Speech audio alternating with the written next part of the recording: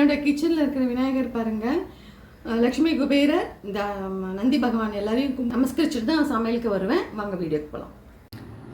இது காலிஃப்ளவர் மாதிரி, இது ப்ரோக்கோலி. இது வந்து ரொம்ப உடம்புக்கு நல்லது. கேன்சரை தடுக்கிற சக்தி இதுக்கு இருக்குது. நம்ம ஊரில் தான் விளையிறது. இது குன்னூர், ஊட்டி அங்கே தான் விளையிறது. அதனால் நம்ம தாராளமாக சாப்பிடலாம்.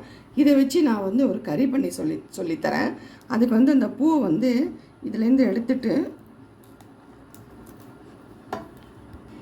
இந்த மாதிரி ஒரே சைஸாக நறுக்கிக்கோங்க. இவ்வளோ பெருசு இல்லைன்னா கூட இதை ஒரு ஆஃபாக கூட போட்டுக்கோங்க. ரொம்ப குட்டியாக போடக்கூடாது, ஓரளவு மீடியம் சைஸாக போட்டுக்கோங்க. இதை வந்து இந்தமாரி உப்பு போட்டு கரைச்சி வச்சுருக்கேன். இந்த தண்ணியில் வந்து இதை போட்டுட்டு ஒரு 2-3 நிமிஷம் அப்படியே இருக்கட்டும். அப்புறம் கறி எப்படி தாளிக்கிறதுன்னு உங்களுக்கு காமிக்கிறேன். நான் வந்து இந்த ப்ரோக்கோலி கறி சொல்லித்தரேன்னு சொன்னேன் இல்லையா, அதுக்கு தேவையான பொருள் வந்து ப்ரோக்கோலி உப்பு தண்ணியில் போட்டு வச்சுருக்கேன்.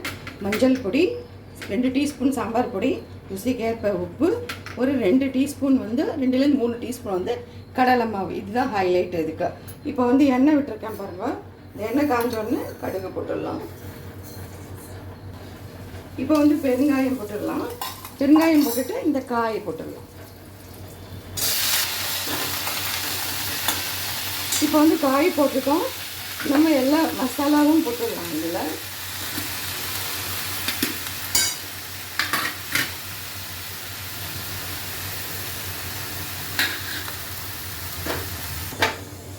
இப்போ வந்து இதை நல்லா மிக்ஸ் பண்ணி விட்டுட்டோம்.